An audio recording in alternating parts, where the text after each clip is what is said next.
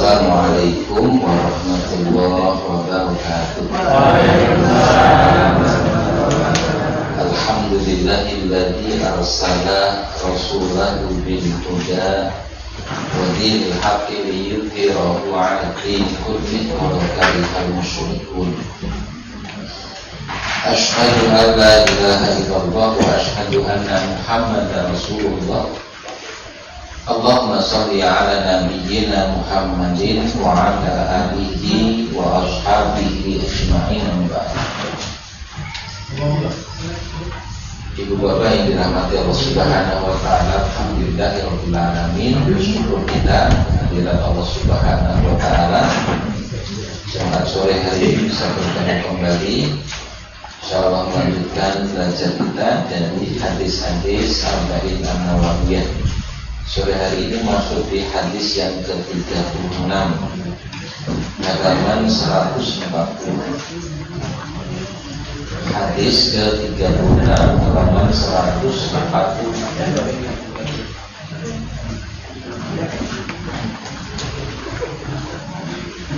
Ya, dari bagian akhir dari kitab ini, hadis ke-36.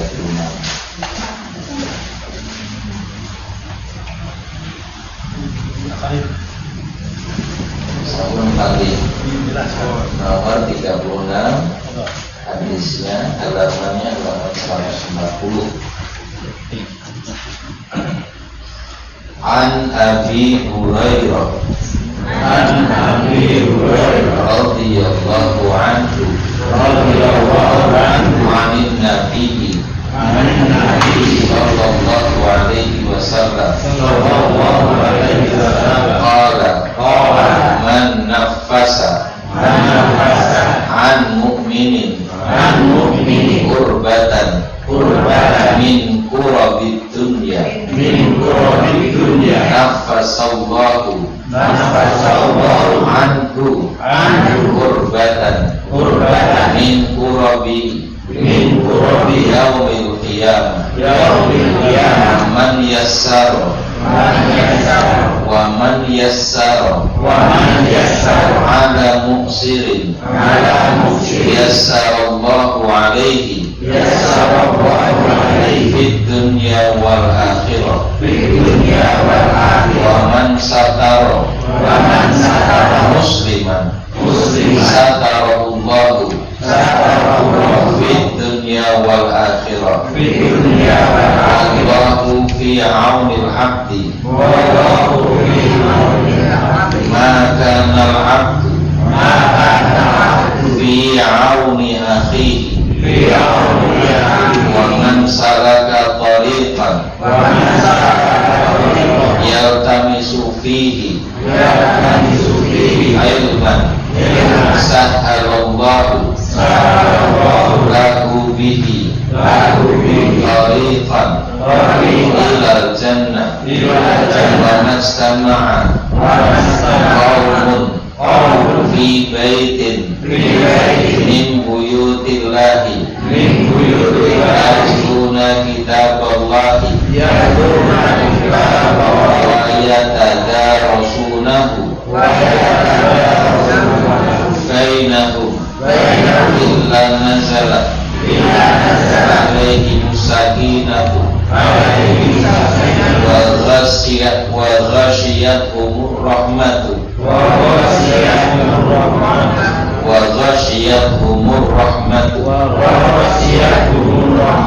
wa hafathumul malaikatu wa dzakarahumullahu fi man 'indahu wa man bata'a bihi amaluhu lam yusri bihi nasabuhu. Panjang ya. Terjemahannya an Abi Hurairah, dari Abu Hurairah radhiyallahu anhu. Hadis ini disampaikan oleh sahabat Nabi namanya Abu Hurairah, semoga Allah ridho kepadanya. Qala, dia berkata, yakni Abu Hurairah berkata, man barang siapa nafasa nafasa. Nafas itu bahasa Arab, ya. Membuat orang bisa bernafas, ya. Karena apa? Melapangkan atau melenyapkan, menghilangkan beban.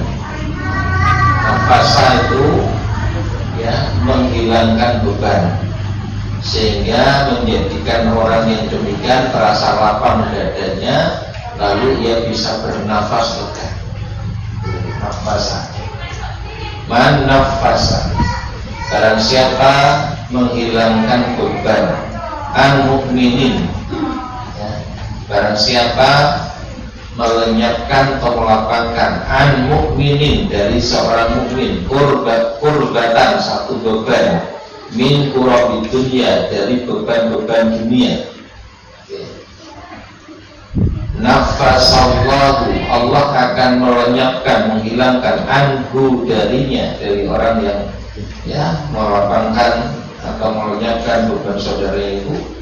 Allah akan lenyapkan darinya kurbatan min kurabi yaumil qiyamah, satu beban di antara beban-beban di hari kiamat.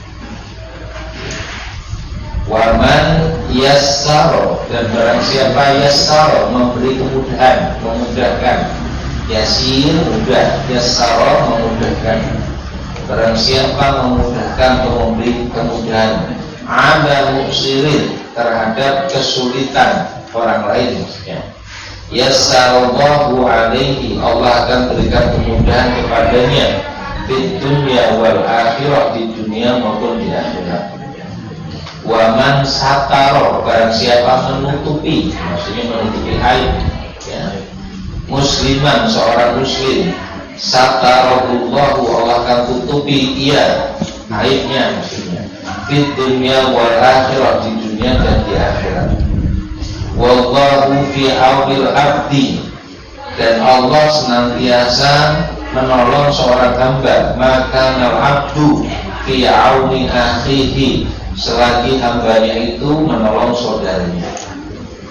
Waman salaka, dan barang siapa menempuh thariqan, jalan, yartami sufihi, yang dengan itu ia mendapatkan ilmu, sahalallahu, Allah beri kemudahan lahu, untuknya, bihi, dengannya, dengan salaka thariqan tadi. Thariqan ilal jannah, Allah beri kemudahan kepadanya dengan apa yang dilakukan itu, kemudahan jalan menuju surga. Wa majtama'a, dan tidaklah berkumpul kaumun, satu kaum, berapa orang, fi baitin, di satu rumah, min buyutillahi, dari rumah-rumah Allah, yaitu di dalam masjid, yatluna, mereka membaca kitab Allah, kitab Allah, yakni Al-Quran, wa yatadarasunahu, dan mempelajarinya.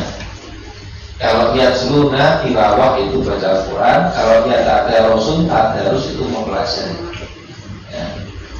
Membaca Quran lalu mempelajari Al-Quran yang dibaca itu, bainahum, di antara mereka, illa, melainkan pasti nazzalat, Allah turunkan, alaihim, kepada mereka, as-sakinah, ketenangan, wa ghasyiyatuhumur rahmah, dan mereka diliputi, ya, rahmat, kasih sayang Allah, wa haffathumul malaikah, dikelilingi oleh para malaikat, wa dzakarahumullah, dan Allah menyebut mereka biman, di hadapan man, siapa, indahu, di sisinya, yaitu para malaikat. Waman bato'a bihi amaluhu, barang siapa yang bato'a bihi amaluhu, bato'a, melambatkan, bihi amalnya menjadi amalnya, melambatkannya, yang lambat beramal, tidak segera beramal, maksudnya. Lam yusri bihi nasabuhu, nasabnya tidak akan mempercepatnya. Siapa yang lambat beramal tidak akan dipercepat hanya karena nasab. Tidak ramai masalah nasab, ya. Baik, sekarang ini mudah dipahami, dan kita sampaikan kerangka pemahaman. Perhatikan pada hadis pertama, nafasa.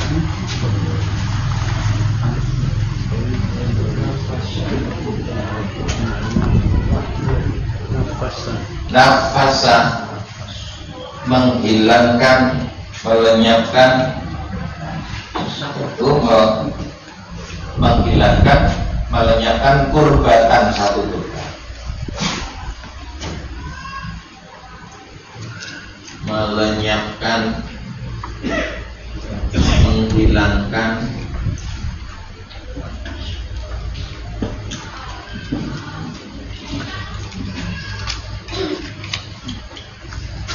kurbatan, ya.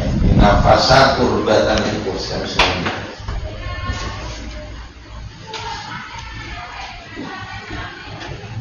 kurbatan.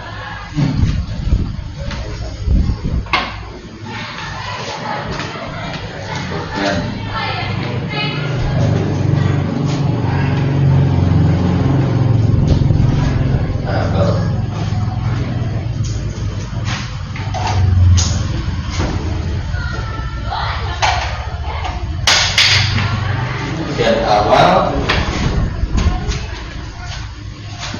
nafasa,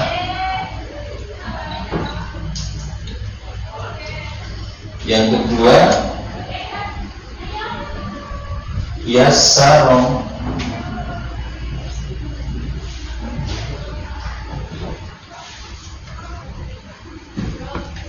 yassaro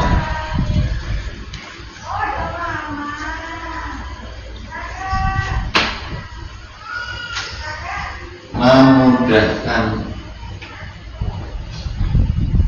yakni memberi kemudahan.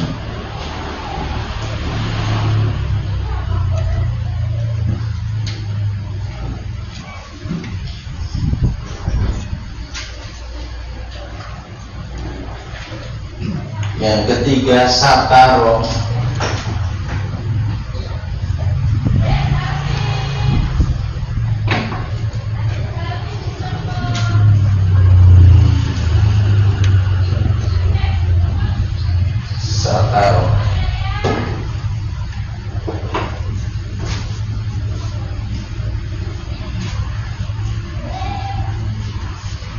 sataro, maksudkan sataro aiban,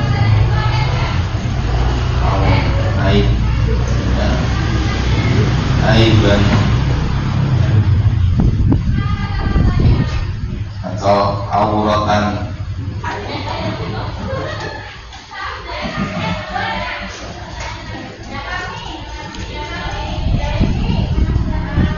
sesuatu yang seharusnya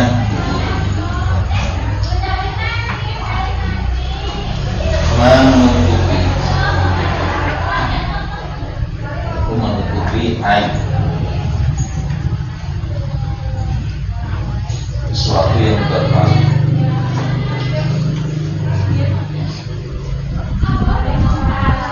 Ada tuntutan amal yang disampaikan melalui hadis ini pada setiap muslim yang harus dilakukan terhadap saudaranya.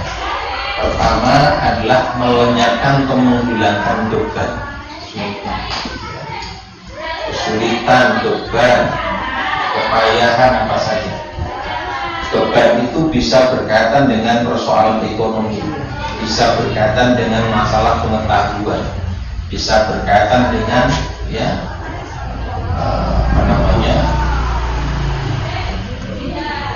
berkaitan dengan ilmu, berkaitan dengan harta, berkaitan dengan kebutuhan dan sebagainya.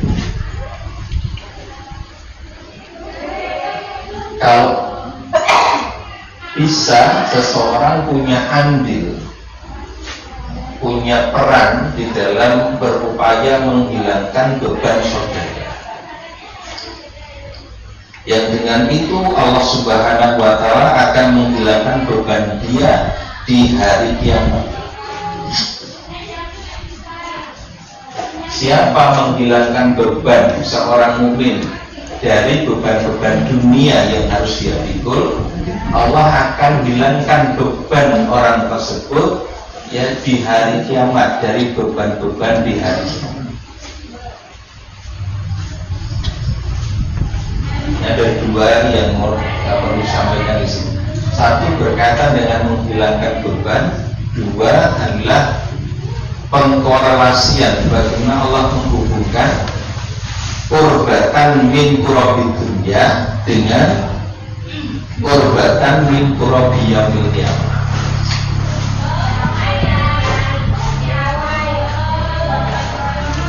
Kurbatan min kurabi dunya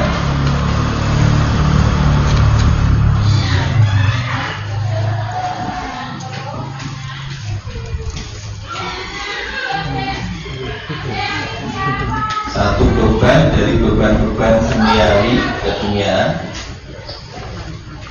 Ini akan berdampak atau ada hasil yang didapatkan, dihilangkan pula oleh Allah kurbatan min kurabi yaumil qiyamah.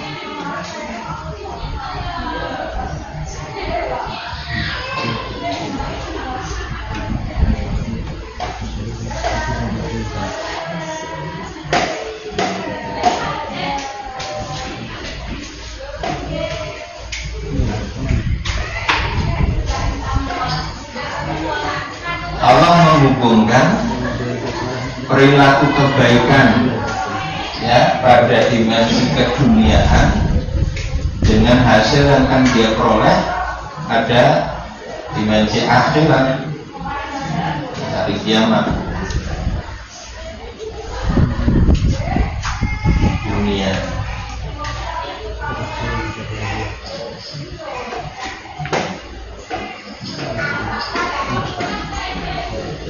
apa-apa yang dilakukan di kehidupan dunia dia akan dapat hasil pada hari kiamat. Ini umum, tidak hanya dalam kasus. Misalnya kita baca di Quran surat At-Taubah ayat 105. Ikmalu, amalah kalian ini di dunia.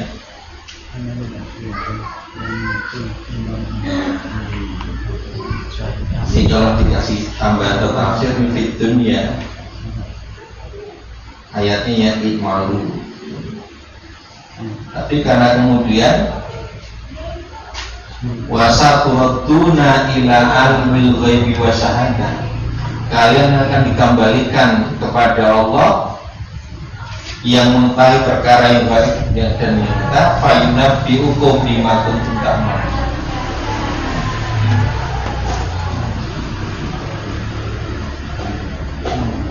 Wasa turaduna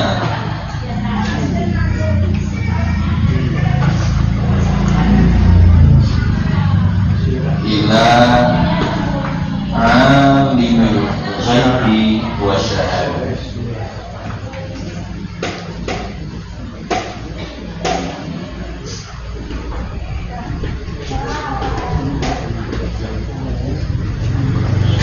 Beramalah kamu, maka Allah, Rasulnya dan orang-orang mukmin akan melihat amal yang kalian kerjakan. Lalu kalian akan dikembalikan kepada Allah yang alimul ghaibi wa syahadah, mengetahui yang baik maupun yang nyata. Fayunabbi'ukum, lalu akan diberitahukan pada kalian bima kuntum ta'malun, tentang apa-apa yang dulu di dunia kalian senantiasa kerjakan. Maka amal di kehidupan dunia akan ada hasilnya pada hari ini. Itu sifatnya umum, maksudnya sesama muslim atau bisa dengan non muslim kebaikan yang dilakukan. Kebaikan tentu harus dia merujuk di ayat 1697 wa huwa mu'minun. Man amila sholihan min dzakarin aw untha wa huwa mu'minun. Barang siapa beramal kebaikan, baik laki maupun perempuan, sedangkan dia beriman, syaratnya iman dulu, baru dapat hasilnya. Tapi masalah diberitahukan, dikatakan semuanya orang kafir juga akan dikasih tahu dulu ngapain saja. Orang munafik beramal apa saja nanti akan diberitahu. Ada kitab catatan amal, ada saksi-saksi, ada bukti-bukti, ada laporan seluruh. Surat Yasin ayat 61, ayat 65. Al-yawma nakhtimu ala afwahihim wa tukallimuna aydihim wa tashhadu arjuluhum bima kanu yaksibun. Pada hari itu kami kunci mulut mereka, tangan-tangan akan berbicara, kaki-kaki berikan kesaksian tentang semua yang sudah mereka lakukan. Umum. Ya. Tapi hasil kebaikan pahala itu hanya bagi yang beriman saja. Kalau tidak beriman ya balasannya bukan kebaikan. Kalau amal baik dilakukan oleh orang yang kafir, ya Allah tidak akan menerimanya. Surat Al-Kahfi ayat 8. Qul a'unabbi'ukum, mau tidak beritahu pada kalian orang yang paling merugi amalnya. Bagian akhir sebelum 110 coba dilihat Qurannya yang posisinya.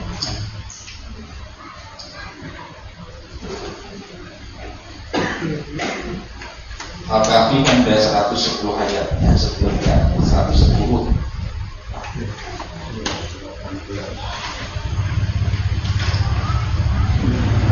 Qul a'unabbi'ukum awal.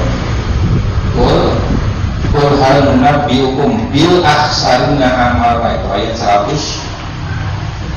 Ayat 103 sampai 105. Qul, katakan hai Muhammad, hal nunabbi'ukum bil akhsarina amala, mau tidak kami beritahukan pada kalian orang yang paling merugi amalnya. Alladzina dhalla sa'yuhum fil hayatid dunya wa hum yahsabuna annahum yuhsinuna sun'an, yaitu orang-orang yang sia-sia usaha yang mereka lakukan di kehidupan dunia, sia-sia itu tidak ada hasilnya. Wa hum yahsabun, padahal mereka mengira annahum yuhsinuna sun'an, mereka mengira telah berbuat sebaik-baiknya. Rumah ini tidak amal kasih dan kada, tapi tidak ada hasilnya. Siapa mereka? Ulai kaladina kafar, mereka telah orang-orang yang kafir. Jadi kalau kafir ya tidak ada hasilnya. Meskipun sudah mengira banyak berbuat baik, tapi kalau tanpa iman Allah tidak kasih hasil. Nah, satu, kita dapati pelajaran di sini, apa yang kita kerjakan di dunia pasti akan kita petik hasilnya di hari kiamat. Maka para ulama mengatakan ad-dunya mazra'atul akhirat, dunia itu sawah ladangnya akhirat. Kita tanam di dunia dan memetik hasil di akhirat. Nah, selain korelasi ini, hubungan ini, kita juga dapati naison itu ngilangi, kalau bisa tuh menghilangkan beban saudaranya. Boten saged saora-orane yasar memberi kemudahan. Memberi kemudahan ora iso saorane sartaro aib. Tutupi aib, tutupi kekurangannya. Ya ada orang susah, ya tulungi orang yang nyebari nanti. Dirasani, ya dirasani, diceritakan nanti. Padahal kita tidak punya andil untuk menolong atau meringankan bebannya. Mau cerita nanti. Konten sih konten. Ya jadi sini.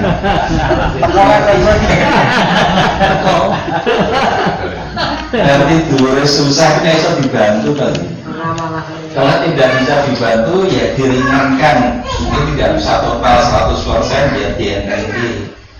Enten kira iso selasa dikandak-kandak.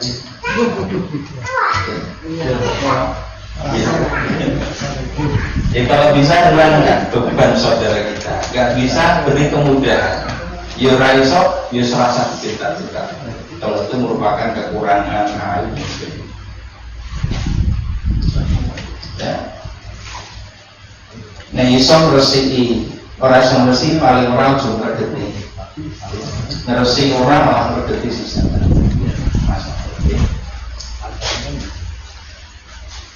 Nah, jadi sebisa mungkin seseorang menghilangkan beban saudaranya. Beban-beban itu adalah apa yang dia harus tanggung di kehidupan dunianya. Ya, apakah tanggungan bagi dirinya, apakah tanggungan bagi keluarganya, apakah tanggungan bakal dia memikul amanah di masyarakatnya. Tiap orang punya tanggungan. Nah, maka berlaku apa yang Allah perintahkan untuk saling menolong.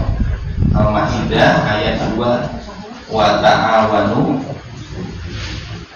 'alal birri wat taqwa.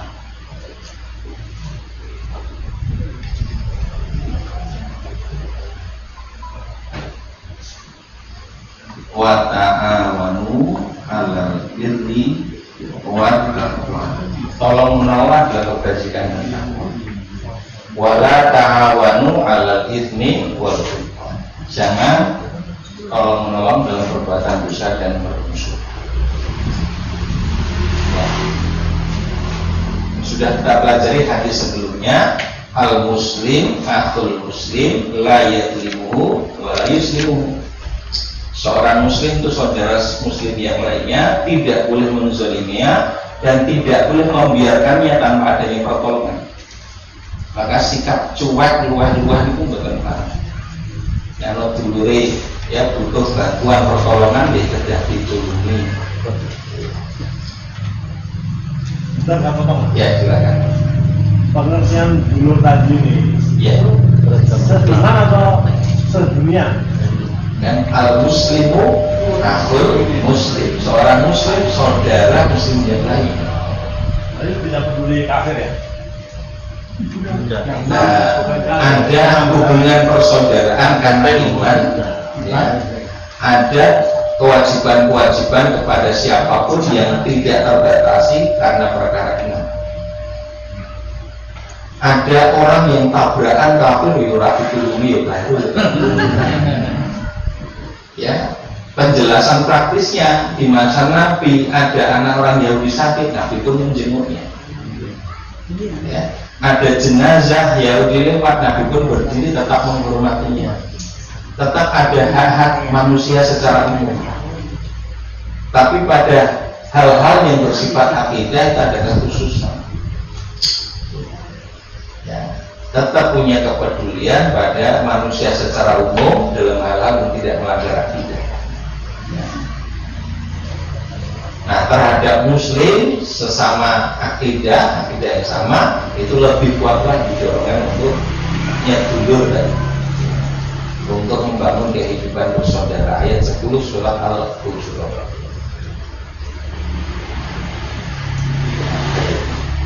Jadi pasti di kehidupan dunia tiap orang punya beban-beban dengan berbagai macam beban, berbagai tingkatan beban.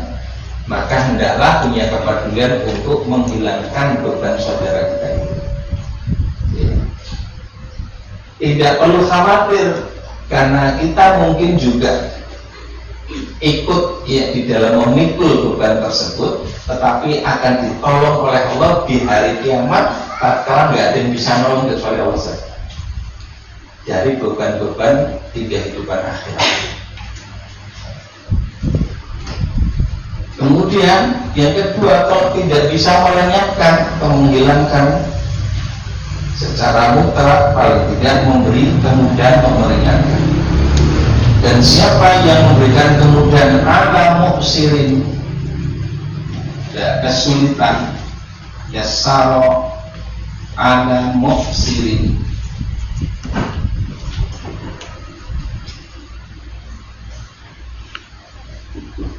siapa yang memberi kemudahan pada kesulitan saudaranya, yassarallahu alaihi, Allah akan beri kemudahan kepadanya fid dunya wal akhirah, di dunia maupun di akhirat. Kalau kita ingin diberi kemudahan dalam segala urusan, maka hendaklah kita suka memberi kemudahan kepada saudara. Orientasinya berupaya untuk memberi kemudahan kepada saudara kita. Tapi logika birokrasi kita, kalau bisa dipersulit, kenapa dipermudah? Harusnya tidak begitu, kalau bisa dipermudah, jangan dipersulit. Dan logika birokrasi itu dengan dipersulit, ya bisa menjadi alat penekan untuk jadi itu betul misalnya. Nah ini bahaya kalau suka mempersulit orang lain, Allah akan mempersulit diri. Kalau kita suka memberi kemudahan kepada orang, Allah akan kasih kemudahan kepada kita di dunia maupun di akhirat.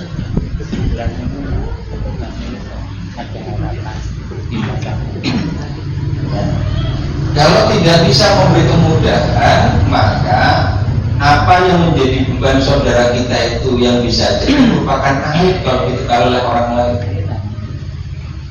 Ada orang utangnya kayak numpuk yang diri misalnya. Kalau bisa kita bebaskan dia dari utang, nggak bisa ya diberi kemudahan, diringankan, mungkin dibantu, tidak sampai semuanya. Nggak bisa juga ya jangan diceritakan yang diri. Ngerti rakyat banyak banget. Pakaian ini yang sesuai diri utang. Jangan dibuka, tapi tutuplah aibnya. Dan siapa yang suka menutupi aib saudaranya, bukan membiarkan kekurangan atau kesalahan itu terus dilakukan, tapi agar marwah kehormatan saudaranya itu terjaga, maka Allah akan menutupi aib dia di hari kiamat. Satarallahu fid dunya wal akhirah, di dunia maupun akhirat. Allah akan tutupi aibnya di dunia dan di akhirat. Jadi di dunia ini sudah kita punya aib banyak juga. Ya. Hati-hati kalau suka gosip, suka ghibah, senang ngerasani, nyebari aib orang. Ya pada akhirnya aib kita sendiri yang tersebar juga. Tapi kalau kita berusaha menutupi aib orang lain, Allah akan tutupi aib kita di dunia. Di akhirat pun juga demikian. Allah tutupi aib kita di akhirat. Di saat seluruh amal akan ditampakkan, kita sangat butuh kemudian ya ditutupi aib itu, bahkan diampuni oleh Allah Subhanahu wa Ta'ala. Nah sekarang ketiga-tiganya ini, nafasa, yasaro, sataro, ini hanya bisa diamalkan dengan benar dan baik jika kita punya ilmu.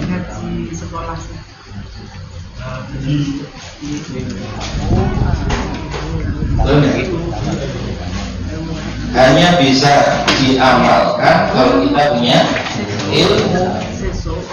Karena itu kalimat lanjutannya adalah belum ke situ.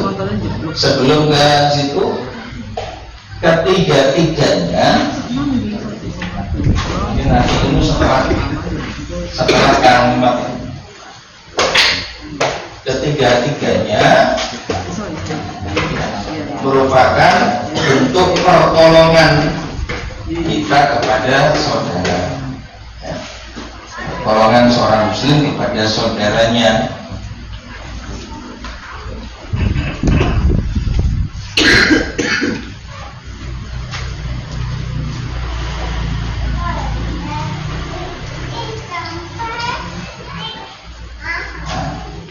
Sehingga kalimat berikutnya, wallahu fi aunil abdi maka al abdu fi auni akhihi. Wallahu fi wallahu fi aunil abdi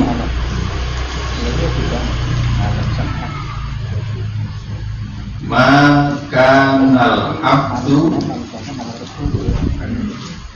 fi auni akhihi.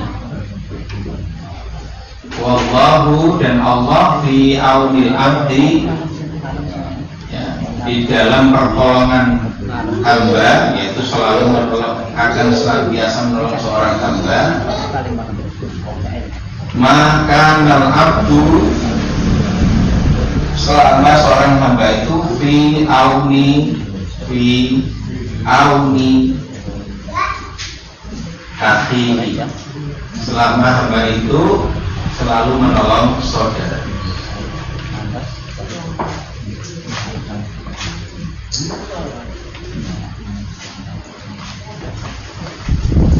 Nah, baru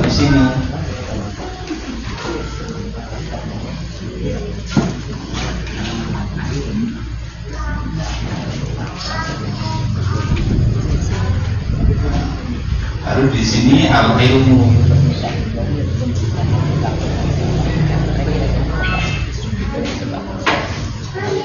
Upaya untuk menolong saudara kita itu pasti butuh ilmu. Wong niku karepe nolong nek ora nggo ilmu sok kleru to. Ana wong kesetrum karepe nulungi. Atau menolong saudaranya tanpa dasar ilmu malah nyilakake. Butuh ilmu sehingga tahu persoalannya apa, ya, dan masalah itu solusinya bagaimana, cara untuk bisa menyelesaikan seperti apa, itu butuh ilmu semuanya.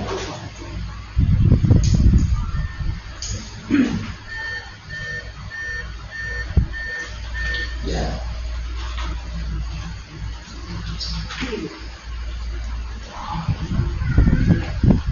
Sholat berjamaah, kemudian jejering untuk dan hotel ramuni, kemudian dikandang-kandang nih, karena memberi pertolongan kepada yang lain bahwa ya bagi yang menurut bahwa kalau kamu lanjutkan, ya batal orang kanggulin sholat. Yang dikandaki dia mungkin nonton ini. Cara membantunya itu benar kan nggak pakai. Ya, sehingga pada kalimat berikutnya dia di sini berkaitan dengan ya upaya mencari ilmu.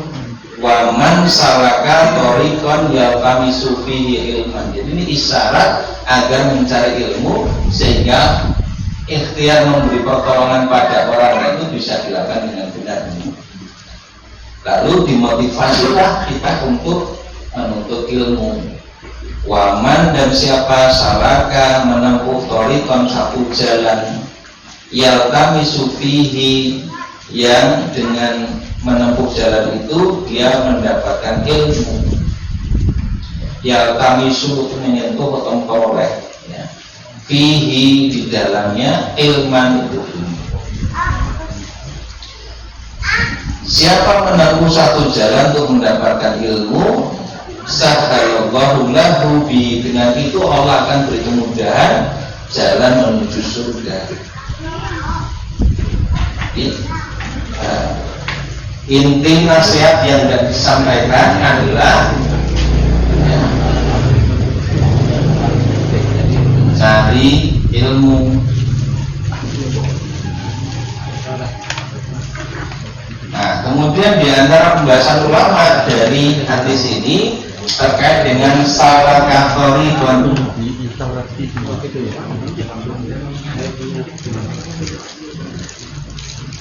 Salaka thoriqan,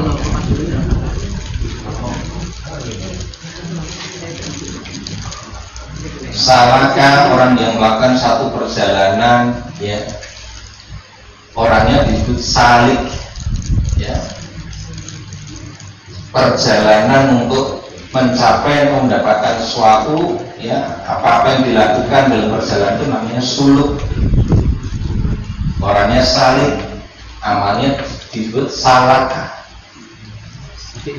Nah, dalam dunia tasawuf kan ada salik, suluk. Ya. Ibnu Taimiyah menyebut tasawuf tidak dengan istilah tasawuf, tapi dengan istilah suluk. Ulama yang lain menyebut dengan istilah tazkiyatun nafs. Ya. Kebanyakan ulama menyebutnya dengan istilah tasawuf. Nah, itu hanya perbedaan peristilahan. Lalu dimunculkan peristilahan, ya, ada syariat, thariqat, hakikat, makrifat. Nah, di sini thariqat itu dari kata thariqan di sini. Thariq.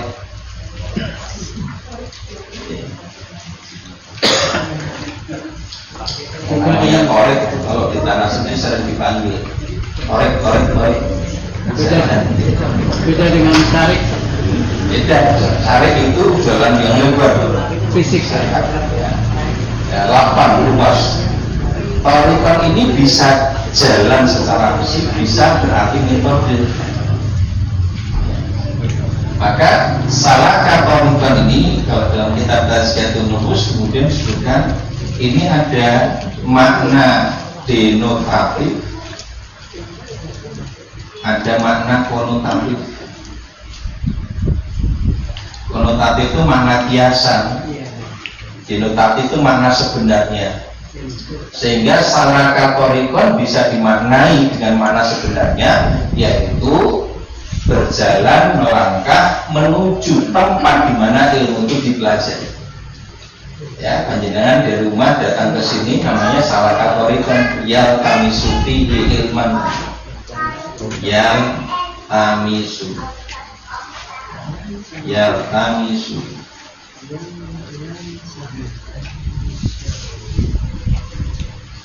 fihi ilman, yaltamisu fihi ilman, menempuh jalan, yaltamisu fihi, ya, yang di dalam salaka thariqan itu dia akan mendapatkan yaltamisu ilman, peroleh itu. Nah, dalam makna yang sebenarnya, ya, perjalanan yang kita lakukan di tempat-tempat di mana ilmu diajarkan, dipelajari, dibahas. Oke, dengan berangkat menuju ke tempat ini termasuk salaka thariqan yaltamisu fihi ilman dalam makna sebenarnya. Tapi ini juga bisa bermakna konotatif, bermakna hiasan. Salaka thariqan itu, ya, bisa berarti melakukan sesuatu yang dengan melakukannya dapat ilmu. Dalam pengertian konotatif ini apa yang dimaksud ini? Bisa dengan membaca, bisa dengan menghafal, bisa dengan diskusi, mendiskusikannya. Nah, sebagaimana tadi sebelum, ya, acara kajian tadi ada diskusi. Hebat. Ramai banget. Cepat kusir.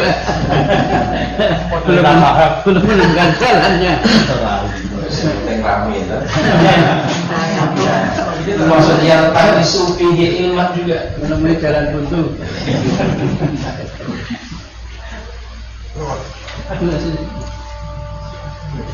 Ya, Allah memberi motivasi siapa menempuh satu perjalanan atau melakukan upaya-upaya yang dengan itu dia akan dapat ilmu, sahalallahu lahu bihi dengannya, dengan apa yang dilakukan itu, ya, sahalallahu lahu, Allah akan berikan kemudahan untuk dia thariqan ilal jannah, satu jalan menuju surga. Karena dengan ilmu kemudian kita memahami sesuatu, dengan memahami sesuatu kemudian menjadi mudah untuk melakukannya. Ya. Nah, ini kemudahan yang Allah berikan. Kita coba amalkan yang sudah kita pahami, bersungguh-sungguh melakukannya, Allah kemudian akan menunjukkan jalan-jalan. Dan tatkala itu dilakukan, maka sesungguhnya kita tengah melangkah untuk masuk ke dalam surga. Itu maknanya Allah beri kemudahan menuju surga.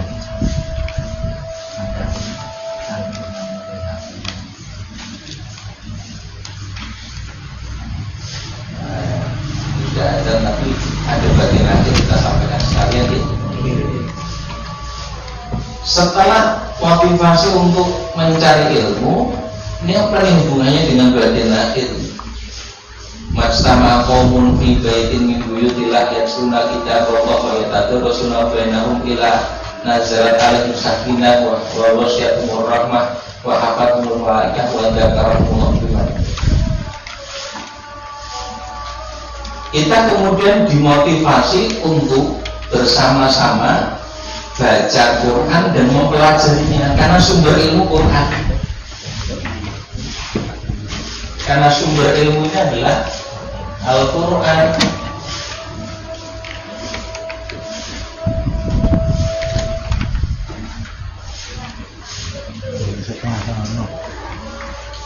Kan masdarul ilmi, sumber dari ilmu. Karena Quran adalah kalamullah, firman Allah. Dialah al-alim yang maha berilmu. Maka nggak mungkin kita akan sampai pada hakikat kebenaran nek orang Quran. Kalau ngaji ke orang Quran itu gimana? Ya rata benar. Kufron. Al-Maqoli. Akhirnya banyak yang ada pengikutnya. Iya. Jadi Quran ini pokok ini. Banyak orang berbicara tentang agama, orang dari Quran, gimana bisa mencapai kebenaran? Dia nggak mungkin. Pakai otaknya. Iya. Otak itu punya keterbatasan, ada semua bisa dicapai otak. Nah, Allah membimbing kita untuk sampai pada ilmu dan sumber Quran ini. Nah, nanti turunannya bisa ada hadis, terang ulama, tapi sumber pokoknya adalah Quran. Nah, maka didoronglah untuk bermajelis Quran, berkumpul orang-orang baca Quran, mempelajari isinya, dikasihlah motivasi agar ada kesungguhan untuk ya merujuk kepada Quran ini. Siapa mau berkumpul untuk baca dan mempelajari Quran, diberi ketenangan hati, ya, diliputi dengan rahmat kasih sayang Allah, dikelilingi para malaikat yang mendoakan mereka, disebut yaitu dibanggakan oleh Allah di hadapan jemaah para malaikat yang ada di sisi. Coba, ini kemuliaan apa lagi yang lebih dari ini? Maka orang akan termotivasi untuk bermajelis Quran. Kalau sudah dikasih motivasi seperti ini, tetap kurang tergerak. Ternyata ya, mesti dikasih motivasi tetap belum. Maka pada bagian penutup hadis Rasul mengatakan, man batal bihi amaluhu lam yusrik bihi nasabuhu. Siapa yang lambat amalnya tidak akan bisa dipercepat oleh nasabnya. Walaupun keturunan orang terhormat, orang belum ngaji, tidak akan menjadi mulia sendiri. Tidak mungkin terus kemudian menjadi berilmu banyak, karena mencari ilmu pun tidak dilakukan. Ya. Maka Islam mengajarkan yang pokok itu bukan nasab, yang pokok itu adalah ilmu. Siapa yang berilmu otomatis tersambung nasabnya pada Nabi, walaupun secara biologis tidak ada nasab Nabi. Ya. Tidak harus habis. Secara Rasul pernah mengatakan Salman Al-Farisi itu adalah ahli bait, padahal bukan keluarganya Nabi, tapi karena ilmu ya kemudian menyambung seseorang dengan Nabi Shallallahu Alaihi Wasallam. Begitu Nabi wafat, yang jadi pewarisnya siapa? Ulama. Al-ulama warathatul anbiya. Ulama itu pewaris orang. Ya. Pewarisan yang didasarkan oleh ilmu, bukan oleh nasab.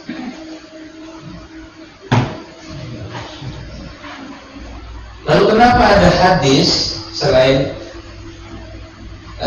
taraktu fikum amrayn lan tadul abadan ittamasakum bima kitabullah wa sunnati. Sahabat kalimatnya begitu.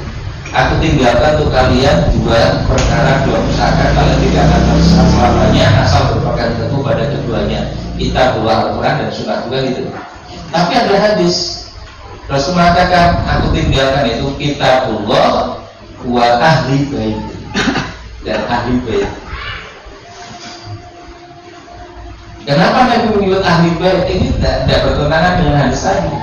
Karena keluarga Nabi umumnya itu keluarga Nabi itu dalam didikan Nabi, dalam tarbiyah Nabi, sehingga nilai-nilai kehidupan Nabi itu yang diserap oleh mereka.